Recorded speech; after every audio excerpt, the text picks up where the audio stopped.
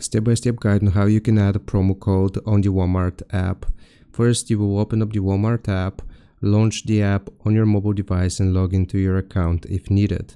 Then you just gotta shop for items, browse the app and add the items you want to purchase to your cart. Then we just have to proceed to checkout. Once you're ready, tap on the cart icon to review your items and proceed to checkout. Now here's where we enter the promo code. At the checkout screen, you will scroll down until you see a section labeled Add Promo Code or Promo Code. This might be under the Order Summary section. You will tap on that section and a text field will appear where you can enter your promo code. You have to apply the promo code, enter the promo code carefully and tap Apply.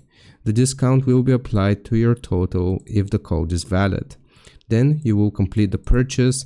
After applying the promo code, you can proceed to finalize your payment and complete the purchase. If the promo code is invalid or expired, you will see an error message and you may need to try another code. I hope this helps. Leave a like and sub. I'll see you next time.